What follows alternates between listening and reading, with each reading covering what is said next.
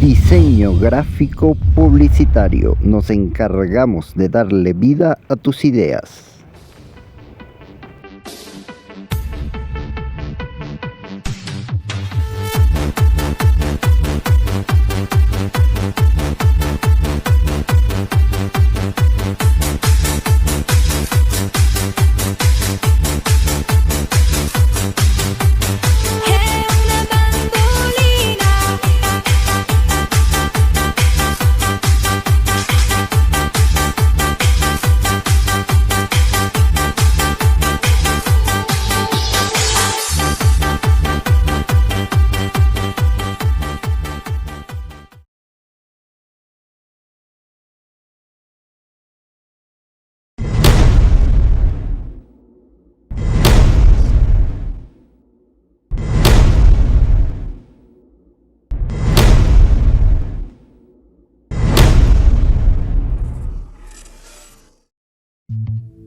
Desde 2010, diferentes libros de éxito comenzaron a difundir el credo según el cual el gluten presente en el trigo, la cebada y el centeno es un verdadero veneno. Muchos famosos han adoptado dietas sin gluten y se lo han comunicado a sus fans.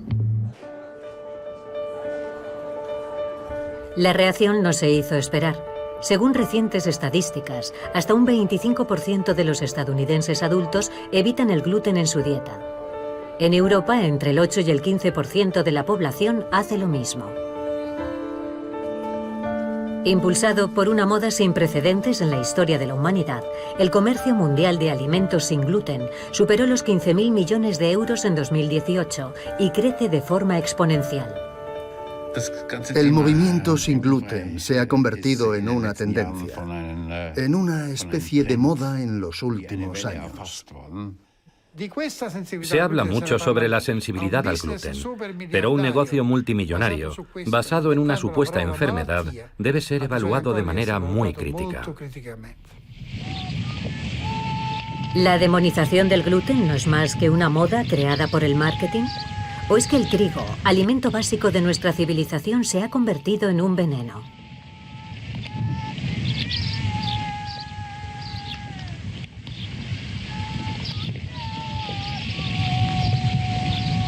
Desde tiempos inmemoriales, el trigo ha sido uno de los alimentos básicos de la humanidad. Constituye el cimiento mismo de las primeras civilizaciones. Pero hoy en día, para un número cada vez mayor de personas, parece haberse convertido en un producto tóxico. Hasta el 2,5% de la población mundial padece la enfermedad celíaca, una afección muy grave. Para ellos, el gluten proveniente de cereales tan comunes como el trigo, la cebada y el centeno, pero también la espelta y el camut, puede ser mortal. Por otra parte, cada vez más personas no celíacas intentan evitar el gluten en su dieta. Informan de una variedad increíble de síntomas, desde problemas gastrointestinales hasta fatiga, niebla cerebral, dolor articular o cosas peores. Una epidemia mundial silenciosa está en marcha.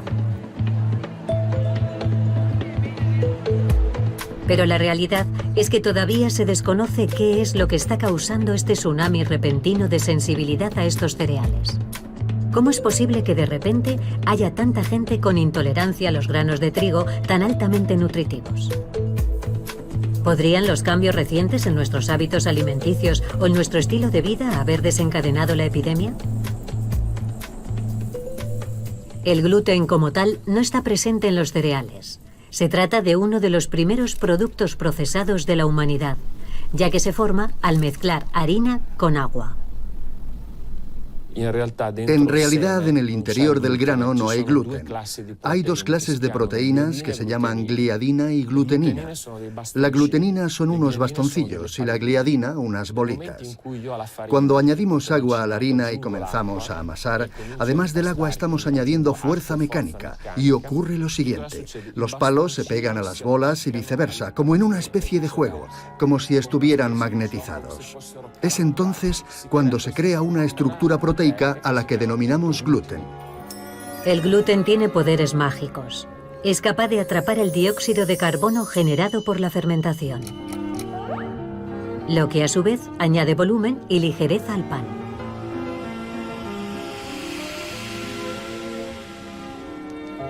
Además, al retener los gránulos de almidón de la harina, hace que la masa sea resistente a la cocción. Estas cualidades han convertido al trigo en el primer cereal en cuanto al contenido de gluten y el alimento más consumido del mundo. Aporta cerca del 20% de las calorías mundiales. Pero el gluten tiene dos caras, advierten los científicos. Alessio Fasano es gastroenterólogo en el Hospital General de Massachusetts y uno de los mayores expertos mundiales en la enfermedad celíaca. El gluten es una proteína de origen alimentario y, por tanto, al igual que hacemos con todas las demás proteínas, debe ser digerida y aprovechada como fuente nutricional. Pero, por desgracia, no es el caso. Somos capaces de hacerlo con todo lo que comemos, salvo con una proteína, el gluten. Lo más que podemos hacer es digerirlo en trozos, y aún así la digestión no será completa porque siempre quedan péptidos sin digerir. Sin embargo, para una persona sana, la consecuencia de la ingesta de gluten solo implica una digestión más lenta. Para los celíacos, una sola miga de pan puede desencadenar una reacción inmunitaria capaz de dañar las delicadas superficies del intestino delgado.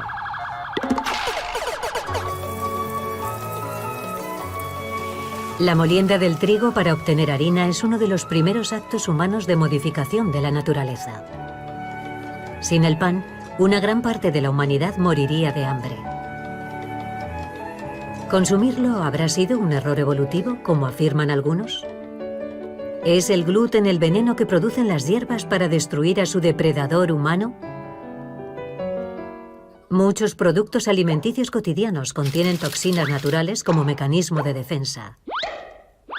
¿Es el gluten en realidad tan diferente y más tóxico? Ahí es donde está la confusión. El consumo de gluten solo resulta tóxico para muy poca gente. La mayoría de nosotros conseguirá salir de ese proceso sin siquiera ser conscientes de ello. ¿Por qué? Porque no pasamos a la última fase, la inflamación, que provoca un estado clínico desfavorable. Pasar de considerar que el gluten puede afectar de esa manera a nuestro sistema inmunitario y por tanto crearnos problemas, a pensar que todos necesitamos eliminar el gluten de nuestra dieta para evitar extinguirnos como especie, es una completa exageración. ¿Cómo saber si padezco la enfermedad celíaca? ¿Cuáles son los síntomas? Hasta hace poco la causa de la enfermedad celíaca no estaba clara. Era una reacción al gluten o sensibilidad a ciertos alimentos. Ahora sabemos que se trata de una enfermedad autoinmune. Los principales síntomas son gastrointestinales, como deposiciones irregulares, dolor abdominal, hinchazón y pérdida de peso. Sabemos que a esta enfermedad pueden estar asociados más de 200 síntomas y problemas clínicos, de los cuales 50 son los más frecuentes. Sin embargo, siempre es conveniente hacer la prueba de la enfermedad celíaca a cualquier persona que esté enferma. Tenemos dos ingredientes, una predisposición genética y un desencadenante medioambiental que provoca la reacción del sistema inmunitario debido a su susceptibilidad genética. ¿Cuál es la especificidad genética que predispone a la enfermedad celíaca? En Nápoles, Luigi Greco y su equipo han intentado resolver ese rompecabezas. La respuesta se podría encontrar en la prehistoria. Partiendo de Mesopotamia, los agricultores y el trigo se diseminaron hacia el norte. Cuando los pueblos neolíticos de Oriente Medio descubrieron la agricultura, en Europa estaban los cazadores-recolectores, bosques, caza, etc. Recogían raíces y tubérculos, pero tenían una dieta esencialmente cárnica. Estas poblaciones tenían un sistema de defensa inmunológico que les protegía de las enfermedades. Es decir, se producía una selección natural de aquellos individuos que poseían una frecuencia mayor de esos genes. Los pueblos del Mesolítico no se adaptaron a la gestión de esa nueva proteína y, por tanto, desarrollaron una enfermedad. Los pacientes celíacos serían reliquias genéticas de los nativos europeos cuyos genes no se adaptaron al nuevo régimen alimenticio, basado en los cereales aportados por la población neolítica.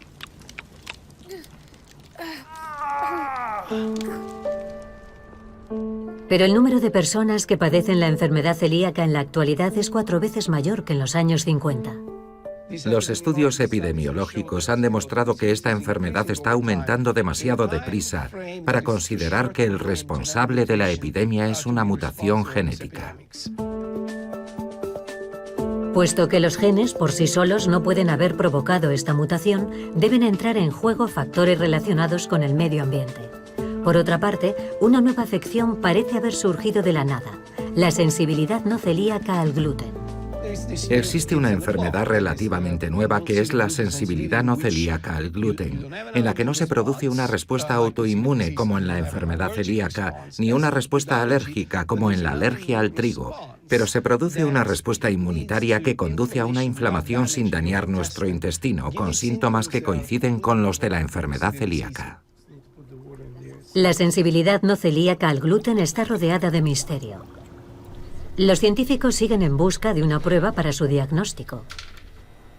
Aunque su desencadenante es la ingesta de cereales que contienen gluten, la sustancia que la provoca aún no ha sido identificada con certeza. Sin embargo, una encuesta reciente llevada a cabo en la Universidad de Sheffield ha revelado que en un grupo de 1000 personas, las que se declaran sensibles al gluten han aumentado más de un 250% en 3 años. La sensibilidad autodeclarada al gluten fue de un 12,9% en 2012, frente a un 32,8% en 2015. No se puede tratar de autosugestión. Para comprender si el trigo moderno es diferente al trigo que hemos comido durante siglos, nos reunimos con uno de los mayores expertos en cereales, Giovanni Dinelli, profesor de agronomía en la Universidad de Bolonia. Estas 5 son consideradas antiguas, anteriores a la revolución agrícola, y se diferencian porque son plantas más altas que estas, que actualmente se cultivan en Italia y en todo el mundo. ¿Por qué ha sido necesario reducir el tamaño de las plantas de trigo? Durante la Segunda Guerra Mundial, las grandes multinacionales químicas tienen que producir los 2 elementos clave para la fabricación de bombas: el nitrato, que es la base de todos los explosivos, y el fosfato, necesario para la fabricación de bombas incendiarias. Toda la industria química trabaja para producir estos elementos. En Alemania, Estados Unidos, Japón, cuando termina la guerra, las multinacionales químicas tienen cantidades enormes de nitrato y de fosfato y no saben qué hacer con ello, así que se les ocurre utilizarlos como fertilizantes. Milagros de la química. Los productos para fabricar bombas y explosivos son reciclados para hacer crecer los cultivos. Estos elementos entran entonces en la agricultura. Pero ¿qué sucede? Muchas variedades de plantas, cuando se fertilizan, en lugar de producir más, producen menos, porque el abono penetra en el tallo y lo vuelve muy frágil. Cuando la espiga comienza a formarse, va ganando peso, la planta se debilita y se cae, por lo que se pierde la producción. Los primeros trigos enanos provienen de un programa genético llevado a cabo en el Centro Internacional de Mejoramiento del Maíz y el Trigo, un instituto fundado en México con fondos asignados por la Fundación Privada Rockefeller. Lógicamente, esto se pudo hacer porque entonces, con la Segunda Guerra Mundial, no solo llegaron los fertilizantes sintéticos, sino también los pesticidas, que antes no existían. Y evidentemente una variedad tan pequeña no es competitiva frente a las malas hierbas. Así que además de abonarla, tenemos que echar herbicidas para controlar las malas hierbas. Con la Revolución Verde nace la industrialización de la agricultura. Por primera vez se utilizan máquinas y productos químicos para hacer crecer nuestros cultivos. Pero, ¿ha aumentado la cantidad de gluten en las nuevas variedades? Las variedades antiguas contienen más gluten, pero la calidad es diferente. Contrariamente a la creencia popular, la cantidad de gluten en el trigo moderno ha disminuido, pero se ha reforzado ostensiblemente otra característica del trigo. Imaginemos que el gluten es una goma elástica. El trabajo que tengo que hacer para que se rompa indica la fuerza del gluten. Nosotros utilizamos un parámetro que llamamos W, que expresa en julios el trabajo que debemos realizar para romper esa estructura elástica. La diferencia es evidente cuando intentamos perforar una masa hecha con harina de trigo moderno o una masa hecha con harina de un trigo antiguo. ¿Qué significa esto? Significa que el trabajo que tengo que hacer para romper ese gluten Es entre 5 y 7 veces mayor que el que tengo que hacer para romper este. ¿Y ocurre lo mismo con nuestras enzimas? Sí, probablemente sí. Esa es otra parte de los estudios que estamos realizando. Queremos averiguar cuál es el gluten más adecuado, el que tiene un impacto menor en nuestros intestinos. Si la tenacidad del gluten representa un reto para nuestro organismo, ¿por qué se han seleccionado estas variedades? Andrea Ferrara es un productor de pasta siciliano. Forma parte de un nuevo movimiento de artesanos que utilizan variedades locales de trigo antiguo para fabricar pasta. Su respuesta es muy directa. El grano moderno tiene un gluten más tenaz. Es el más demandado por la industria porque facilita el procesamiento, se acorta el tiempo de elaboración y en consecuencia se gana más dinero.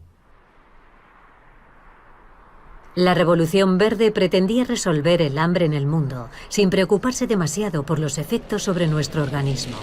Sin embargo, el aumento de la tenacidad del gluten no es suficiente para explicar las intolerancias. Debe haber otros desencadenantes para explicar la epidemia de intolerancia al gluten. Podría ser que el desencadenante de la enfermedad en una persona con predisposición a ello sea la cantidad total de gluten que absorbe a lo largo de su vida. Sabemos que la cantidad de gluten en el trigo no ha aumentado. ¿Pero comemos más pan, pasta o pizza que antes? Según un estudio del Departamento de Agricultura de los Estados Unidos, la cantidad total de gluten que consumimos de todas las fuentes es en realidad menor. Y sin embargo, el pan que comemos no es el mismo que comían nuestros antepasados. En aquel pan, los microorganismos de la levadura predigerían en parte el gluten. Hoy, los panaderos empiezan a mirar al pasado. Normalmente, el tiempo de fermentación de la masa de pan en una panadería francesa es de 2 horas. Aquí son 2 días. Al fermentar durante 2 días, el tiempo de fermentación descompone la molécula del gluten en micropartículas y hace que el pan sea completamente digerible, incluso para las personas con intolerancia.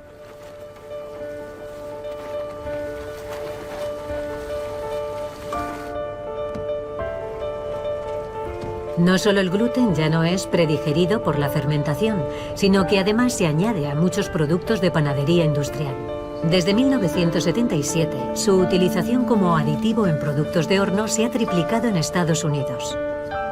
Si comemos mucho más pan industrial, consumimos más gluten de lo que creemos. Pero hay algo peor. Un estudio ha revelado que cerca de un 30% de los productos alimenticios de supermercado contienen trigo o gluten. El trigo se ha convertido en un ingrediente omnipresente en los productos procesados, incluso donde menos lo esperamos. Resulta paradójico que aunque comamos menos cereales por término medio, las personas que comen alimentos procesados ingieren, sin saberlo, más gluten.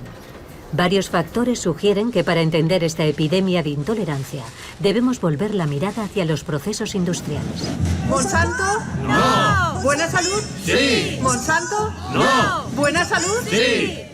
Generaciones Futuras es una asociación con sede en París que organiza campañas de información sobre los riesgos que conlleva la contaminación química en los alimentos y en el entorno. Nos hemos reunido con su director. Hemos tomado muestras de cereales de grandes almacenes aquí en Francia. Cereales para el desayuno, masas de pan, productos a base de cereales, legumbres, guisantes, alubias y lentejas. Y después de haberlos analizado en un laboratorio, hemos encontrado una proporción significativa de glifosato en cantidades variables, pero que podía llegar a varios miligramos por kilo en algunas legumbres. El glifosato, producto estrella de la marca Monsanto, integrada en el grupo Bayer en 2018, es el herbicida más vendido. Generaciones Futuras no ha sido la única organización que ha encontrado glifosato en los alimentos industriales. Cada vez que una asociación independiente realiza pruebas, se detecta glifosato. Siempre encontramos más o menos los mismos resultados en productos alimenticios a base de cereales o de legumbres, que parecen ser la vía más importante de contaminación de los consumidores. Se han encontrado restos de glifosato en multitud de cervezas y en centenares de productos de grano. ¿Por qué un herbicida utilizado para preparar el terreno y controlar las malas hierbas se encuentra en tantos alimentos con una base de cereales? ¡No al grano y al glifosato! ¡No! Granosalus, una asociación de protección al consumidor que incluye también a pequeños agricultores del sur de Italia, ha estudiado los residuos químicos de las marcas de pasta más comunes. Ha encontrado restos de moho, de un metal pesado, y también restos de glifosato. La organización ha decidido alertar a la opinión pública sobre el peligro para la salud que suponen estos trigos de mala calidad y de dudosa importación. Además, están haciendo caer los precios locales del trigo duro utilizado para la pasta. Un agricultor siciliano que ha dedicado su energía a recuperar cualidades del trigo antiguo que se creían perdidas, atestigua la consternación de los pequeños agricultores. En Sicilia, en un plazo de 100 años, hemos perdido 1 millón de hectáreas de capacidad productiva. Todo se ha abandonado, ya no queda nadie en el campo. Es la época de la cosecha en Sicilia. Cerca de la costa, 2 cargueros extranjeros entran en un puerto siciliano. Un agricultor graba su llegada. Están cargados de trigo duro para la fabricación de pasta. El trigo barato, importado en la época de la cosecha, hará bajar los precios locales. Se ha dado un valor ínfimo a la materia prima. Ya se trate de frutas, de trigo o de animales, ninguno supera nunca los 15 o 30 céntimos por kilo. Hay zonas de producción en las que se produce a un coste más bajo y sin riesgos, donde no hay reglas sobre el uso de herbicidas. Es evidente que pueden ofrecer productos más baratos.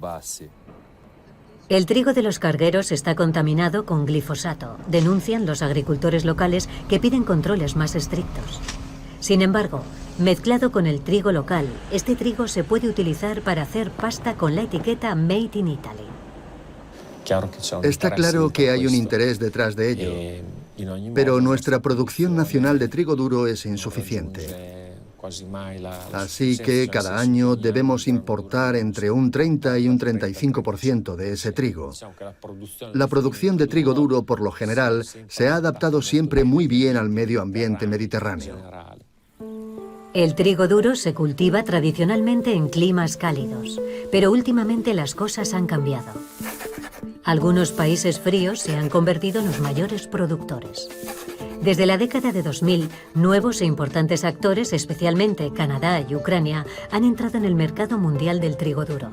¿Cómo ha podido Canadá convertirse en el mayor productor de trigo duro del mundo y ser, con Ucrania, uno de los principales exportadores de este cereal antaño madurado al sol? Se ha impuesto un tipo de agricultura que permite hacer muchas cosas, incluso cultivar fuera de las zonas de producción. Con la llegada de los anticriptogámicos, se puede cultivar en entornos más húmedos como la llanura padana, el norte de Estados Unidos o Canadá. Un sistema industrial necesita proveedores únicos. Quiere empresas que tengan de 1.000 a 1.500 hectáreas, porque así es más sencillo, ya que el sistema va hacia la simplificación, por lo que no le interesa tratar con muchos pequeños agricultores. La pregunta que se deberían hacer nuestros políticos y los responsables de la toma de decisiones es qué camino queremos seguir, porque con el sistema actual no podemos competir. Viajamos a Bruselas para reunirnos con Oliver de Schutter, antiguo ponente en Naciones Unidas sobre el derecho a la alimentación y jurista especializado en los derechos económicos y sociales. Desde comienzos de los años 60, se instaura la política agrícola común, una política cuyo principal objetivo ha sido aumentar el volumen de producción. Y esto explica todas las decisiones que se han tomado desde entonces en materia de subvenciones a la producción, en materia de infraestructuras, en materia de logística. Y resulta que los beneficiados de esta recesión en la agricultura europea han sido un pequeño número de grandes explotadores agrícolas, que son capaces de conseguir economías de escala y producir para los grandes mercados, y mientras tanto, muchas pequeñas explotaciones han desaparecido. Tenemos un sistema alimentario que tiene, por así decirlo, forma de reloj de arena. Un gran número de granjas, de explotaciones agrícolas, un número bastante reducido de grandes compradores de materias primas, de comerciantes, principalmente de cereales y de leche, por ejemplo, un número número bastante reducido también de grandes industrias de transformación como Nestlé, Unilever, Danone, etc. Y luego un número relativamente pequeño de supermercados y de distribuidores. Y por último, por supuesto, un gran número de consumidores. Así que tenemos una cadena de producción en la que uno de sus eslabones tiene una concentración muy alta de poder económico. Hoy día, el comercio global de cereales está dominado por un puñado de grandes empresas comercializadoras. Las mayores de este grupo de empresas se conocen con las siglas ABCD, que son las iniciales de las mismas: Archer Daniel Midlands, Bunge, Cargill y Louis Dreyfus. Se estima que el control del 70% del mercado del grano está en manos de solo 4 empresas. El valor actual del comercio mundial de la alimentación es aproximadamente de 1.200 millones de euros. La producción de pesticidas y la propiedad del grano se concentra en 3 empresas. Los reguladores parecen incapaces de poner límites a estos oligopolios. Tal nivel de concentración en el sector alimentario, que se encuentra en las manos de un puñado de empresas privadas, constituye una amenaza para la seguridad alimentaria mundial.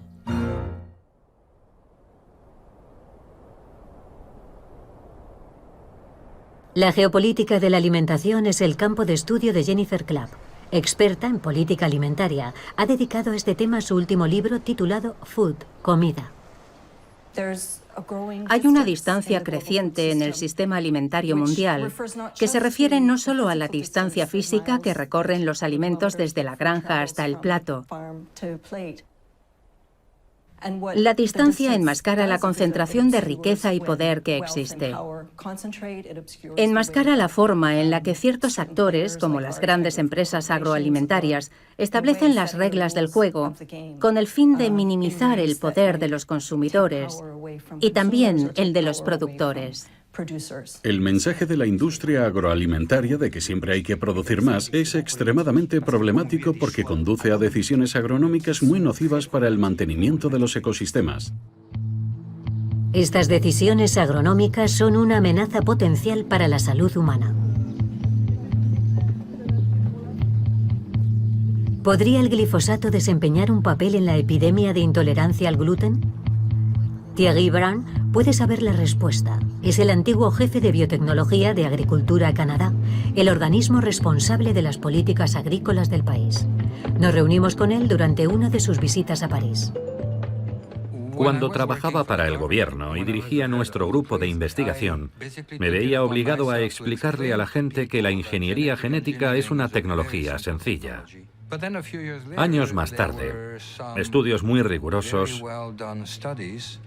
demostraron que si se alimentaba a las ratas con organismos genéticamente modificados, OGM, estas enfermaban.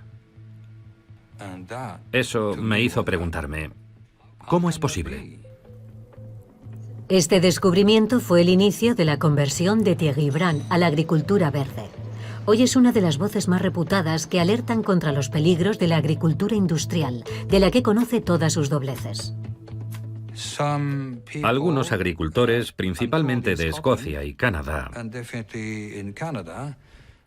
han oído decir que es posible fumigar herbicidas sobre cultivos que aún no han madurado plenamente. Si un agricultor tiene 400 hectáreas de trigo y llega el otoño, su cosecha no madurará. Tendrá que secarla si no quiere perder una gran parte por la humedad. Y dado que el glifosato supuestamente no tiene ninguna toxicidad, el agricultor considera que fumigarlo sobre los cultivos destinados a la alimentación no supone ningún problema. Los cultivos se tratan con herbicida justo antes de la cosecha, para secarlos. Esta práctica bastante reciente de fumigar las espigas casi maduras se denomina maduración química o desecación. Alarmado por los resultados de los estudios independientes publicados en todo el mundo sobre el glifosato, Thierry Brand ha comenzado a estudiar de cerca su funcionamiento. En 1974, el herbicida fue formulado y lanzado comercialmente con el nombre de Roundup. Su éxito fue inmediato. Es un producto químico que mata a todas las plantas. Roundup, sin raíces, sin malas hierbas, sin problema. 22 años más tarde, en 1996, Monsanto realiza un nuevo avance al modificar genéticamente los principales cultivos para que el glifosato no los dañe y mate únicamente las malas hierbas. Han fabricado el gen de la resistencia en las plantas. Organismos genéticamente modificados, OGM. Todos los cultivos han sido manipulados genéticamente para ser resistentes al herbicida. Desde 1996 se podían fumigar los propios cultivos OGM y recolectarlos 2 o 3 meses más tarde. En ese caso, los residuos aumentan. Pero lo peor estaba por llegar. A partir del año 2000, si el clima no permite la maduración de las cosechas, estas se maduran artificialmente justo antes de la cosecha, tratándolas con un herbicida que mata la planta y priva de agua a sus semillas. Ahora ya no tratamos los cultivos al principio de la temporada, sino que lo hacemos justo en el momento de la cosecha. De modo que los residuos ya no son menores o mayores, sino que están a su nivel máximo. No se puede contaminar el cultivo con residuos más altos que haciendo eso. El glifosato se fumiga justo antes de la cosecha en todos los cereales, semillas y legumbres. En total, afecta a unos 200 tipos de cultivos. La cantidad de herbicidas empleados en todo el mundo a partir del año 2000 se ha disparado. La desecación ha servido para implantar cultivos en climas fríos, como el trigo duro utilizado para la pasta. En Italia no está permitido este tipo de tratamiento con glifosato en el trigo, mientras que en Estados Unidos y Canadá son prácticas aceptadas. Sin embargo, en ningún país los consumidores están a salvo de los productos que contienen cereales importados de países donde la desecación es una práctica habitual. Según un documento de Monsanto, la desecación en Europa no está permitida en los países donde el sol madura las cosechas. Ni en Suiza, ni en Finlandia, ni en la región valona, en Bélgica. Recientemente Dinamarca prohibió su uso menos de 30 días antes de la cosecha, una medida irrisoria. Peor aún, Francia prohíbe oficialmente la desecación, pero los agricultores pueden fumigar sus campos con glifosato hasta 8 días antes de la cosecha, con el pretexto de combatir las malas hierbas. Alemania se limita a desaconsejar la desecación. En todas partes, los datos sobre esta escandalosa práctica son opacos, como si a muchos les interesara que no salieran a la luz. De modo que los cultivos de cereales y legumbres en América del Norte y en muchos países de Europa y del mundo se fumigan justo antes de ser utilizados para la elaboración de alimentos. En nuestra barra de pan, el grano puede haber sido cosechado un mes antes y puede estar altamente contaminado con este herbicida. Los científicos saben que el umbral que conduce a la enfermedad celíaca se cruza con facilidad. ¿Y si fuera precisamente el glifosato el desencadenante de la enfermedad? El crisol que mantiene el equilibrio de nuestra salud es el microbioma, y es ahí donde debemos buscar la respuesta. Miles de millones de microorganismos, en su mayoría bacterias, habitan el cuerpo humano y viven una vida simbiótica con los otros. Cada parte del cuerpo tiene sus propios organismos especiales, pero la mayoría de ellos se encuentran en los intestinos. Si cambias tu estilo de vida hasta el punto de cambiar la composición y sobre todo la función del microbioma, puedes desarrollar la enfermedad celíaca. Y esa parece la explicación a que algunas personas que consumen gluten durante 50 años sin ningún problema desarrollen después una intolerancia. Estamos alterando nuestro entorno respecto a lo que era el plan original de la evolución. Y si recuperamos el concepto de que formamos parte del ciclo de la vida, lo que hay en el suelo, en el agua o en el aire nos afecta como seres humanos y afecta también a nuestro microbioma. ¿Deberían entonces sorprendernos estas epidemias? Lo que me sorprendería es que no existieran. El glifosato es un antibiótico de amplio espectro. ¿Cuál es el efecto de una dieta diaria de antibióticos en pequeñas dosis desde el nacimiento? Resulta que esta comida contaminada es ahora la base de nuestra alimentación.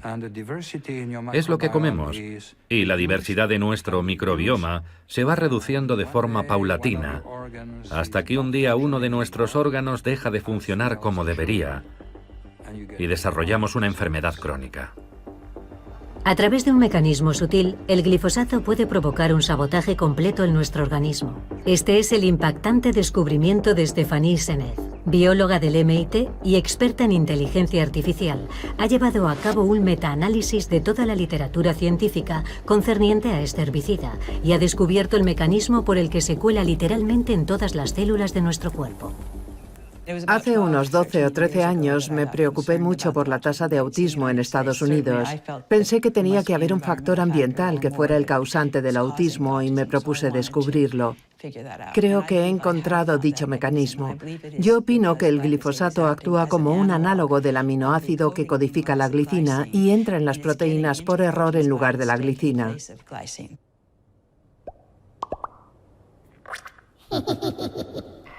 La profesora Seneff encontró una correspondencia casi perfecta entre el uso del glifosato y el aumento de la enfermedad celíaca. Una colega, Nancy Swanson, examinó muchos análisis estadísticos sobre frecuencias de enfermedades a lo largo del tiempo. Los comparó con el uso del glifosato en cultivos básicos en los Estados Unidos y encontró una extraordinaria correlación con muchas enfermedades. ¿Se han alarmado los reguladores ante los resultados de estos estudios? Todo lo contrario. En los últimos 20 años, los reguladores estadounidenses han aumentado de forma drástica los niveles máximos de residuos de glifosato permitidos en los alimentos.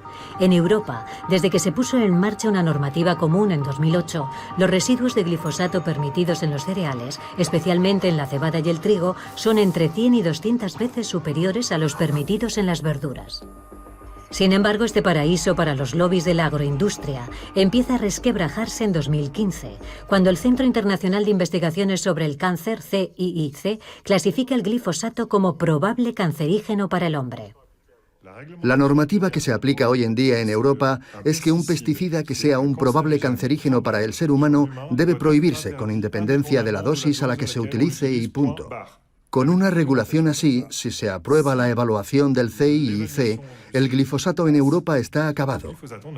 Unos meses más tarde, la Autoridad Europea de Seguridad Alimentaria, EFSA, llega a la conclusión contraria, es decir, que el glifosato probablemente no causa cáncer en los seres humanos. ¿Cómo pueden los estudios de otras agencias en Europa y Estados Unidos haber obtenido resultados opuestos a los del estudio del CIIC? Observatorio Corporativo Europeo, el organismo que vigila los grupos de presión en Bruselas, y Generaciones Futuras en París intentan entender el porqué. En Europa, la evaluación de un producto regulado como el glifosato la realiza en primer lugar el propio fabricante. Al estar protegidos por el secreto industrial, solo unos pocos estudios de la industria se publican en revistas científicas. Por lo tanto, no están validados por la comunidad científica. Además, a diferencia de los estudios del CIIC, el resto de estudios son a corto plazo. No tienen en cuenta las acumulaciones en los organismos y se fijan solo en el glifosato y no en lo que se fumiga en los campos, que es un conjunto de componentes mortíferos que se añaden al glifosato. Los productos que contienen el principio activo se evalúan y se autorizan a nivel de los Estados miembros. Las pruebas sobre la toxicidad crónica del conjunto no se hacen en Europa, pero tampoco en los Estados miembros. Son estudios que cuestan millones de euros y lo cierto es que hoy en día no se hacen. La Autoridad Europea de Seguridad Alimentaria, EFSA, que se encarga de proteger a los ciudadanos europeos de los riesgos ligados a la cadena alimentaria, no accedió a nuestra entrevista sobre los efectos a largo plazo de los residuos producidos por la desecación de los cereales con glifosato. Lo menos que podemos decir es que este proceso de regulación está fallando en su misión de proteger la salud pública. ¿Cómo podemos creer que las evaluaciones basadas exclusivamente en los datos científicos proporcionados por la agroindustria pueden ser equitativas? ¿Por qué decisiones tan importantes para la salud de todos no se someten al control de científicos verdaderamente independientes? ¿Por qué estas corporaciones no necesitan hacer presión a nivel político? Simplemente porque el propio sistema de regulación en general produce decisiones que favorecen sus intereses. ¿Y por qué? Porque el sistema se basa en sus propios datos, en sus propios expertos y en protocolos en los que ellos mismos influyen. Es un hecho políticamente indefendible, salvo que es la ley. Estas normas de la Unión Europea consisten literalmente en pedirle al lobo que proteja el redil. ¿Es de extrañar entonces que exista una epidemia de problemas relacionados con el gluten y de enfermedades autoinmunes crónicas en todo el mundo? ¿Por qué las autoridades se muestran impotentes a la hora de proteger la salud pública? Nos trasladamos a París para plantearle esta cuestión al economista Jacques Sapir, experto en acuerdos de libre comercio. La razón hay que buscarla en el conjunto de normas que rigen la Organización Mundial del Comercio, un organismo cuya normativa está por encima de las leyes de los Estados y de la propia Unión Europea. Pongamos por caso que un Estado decide poner en marcha una normativa para proteger a la población. Una empresa internacional podría atacar al gobierno de ese Estado aduciendo: yo he hecho inversiones encuadradas en un determinado marco normativo. Tú cambias el marco normativo y me haces perder dinero, así que yo te ataco. Por lo tanto, existe un peligro muy evidente en cuanto a la libertad de elección de los Estados a la hora de aplicar nuevas normas sanitarias, que obviamente no agradan a las grandes multinacionales, para las que el beneficio es lo único que cuenta. Pero las decisiones de la OMC deben tomarse por unanimidad, lo que conduce rápidamente a la parálisis. En realidad, la OMC está paralizada desde hace aproximadamente una década, lo que ha dado lugar a nuevos acuerdos y convenios que son más bien de ámbito geográfico y que pretenden, lógicamente, sustituir a la OMC. Creo que es perfectamente posible imponer una eliminación del glifosato en un plazo relativamente corto, pero desde ese momento habría que prohibir la entrada de productos que no cumplieran con esta normativa. De modo que se produciría un conflicto muy claro e inmediato entre la demanda de los consumidores, que exigen cada vez más seguridad para los productos agroalimentarios, y el deseo de las empresas multinacionales, que por el contrario querrían desmantelar en su conjunto la llamada protección no arancelaria. El instrumento que necesitan los consumidores para protegerse es la plena trazabilidad de la cadena de transformación de los alimentos. Pero las leyes en materia de etiquetado no obligan a indicar el origen de las materias primas. Estamos viendo niveles muy altos de consumo de alimentos ultraprocesados, alimentos que contienen múltiples ingredientes y que transitan por el sistema alimentario mundial. Se comercializan cada vez más a nivel mundial en complejas cadenas de suministro globales. Y nuestra ignorancia sobre su origen aumenta porque resulta extremadamente difícil obtener información sobre la forma en que se producen y sobre cuáles son sus costes sociales y ecológicos. El glifosato ha demostrado ser un aglutinante muy eficaz de los metales, en particular del zinc, el hierro, el manganeso, el magnesio y el cobalto, todos micronutrientes muy importantes, minerales que son esenciales para el funcionamiento de nuestras células. Al ser un desmineralizador, el glifosato hace que estos valiosos metales no estén disponibles para nuestro organismo. Para los pacientes celíacos, la deficiencia de micronutrientes es una preocupación en sí misma, acentuada cuando consumen alimentos ultraprocesados. Desde que el gluten ha asumido toda la responsabilidad de las intolerancias, la industria alimentaria ha creado el mercado de los productos sin gluten, un sector tremendamente rentable. Así es como funciona el capitalismo: crea un problema y en lugar de solucionarlo, crea un nuevo negocio para resolver el problema, ha dicho el periodista estadounidense Michael Pollan. Esta industria, que genera una cifra de negocio multimillonaria, está en pleno auge. Los consumidores parecen estar atrapados en un círculo vicioso. Comen alimentos industriales, enferman y luego se ven obligados a comer otros alimentos industriales que son además extremadamente caros. Vamos a visitar la sede del Dr. Shar, líder mundial de la industria sin gluten, para entender por qué estos productos son tan caros.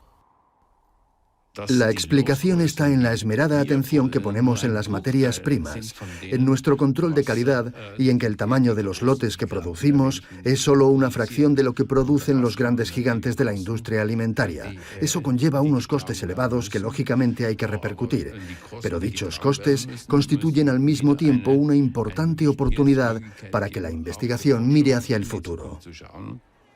Los alimentos sin gluten son productos de nicho especialmente diseñados, como los medicamentos, para satisfacer necesidades específicas. Sin embargo, según un informe reciente, se calcula que el tamaño del mercado mundial de productos sin gluten podría alcanzar los 36.000 millones de euros en 2027, con un crecimiento anual del 9,2%. Si profundizamos en los motivos por los que esas personas se vuelven hacia los productos sin gluten, la mitad diría que comen sin gluten porque es más sano. Pero si una persona no es celíaca, ¿comer productos sin gluten es realmente más sano? Comer sin gluten no va a tener un impacto importante, puesto que nutricionalmente hablando es inútil, se puede prescindir de él. Pero al mismo tiempo prescindimos de vitaminas, fibras y minerales que son muy importantes para nuestra salud. El almidón es un sustituto frecuente de la harina y un ingrediente clave en muchos productos industriales sin gluten. El almidón no contiene casi ningún ingrediente nutritivo, pero sí muchas calorías. El verdadero reto de los productos sin gluten es la falta de nutrientes y fibra.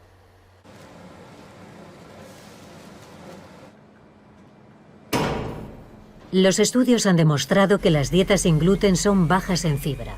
Los micronutrientes también son bajos, especialmente la vitamina D, la vitamina B12 y el ácido fólico, además de minerales como el hierro, el zinc, el magnesio y el calcio. De modo que el Padre Eterno, por su gracia divina, nos ha regalado una enorme variedad de alimentos sin gluten. El celíaco puede comer todo el arroz que quiera, todo el maíz que quiera, todas las legumbres que quiera, todas las verduras que quiera, todos los platos que quiera, todo lo que existe, patatas incluidas. No necesita comer harina de trigo, así que la alimentación natural sin gluten es el verdadero tratamiento de la enfermedad celíaca. Los alimentos producidos y procesados por la industria tienen pocos nutrientes y a veces son tóxicos, lo que pone en peligro el planeta y nuestra propia salud.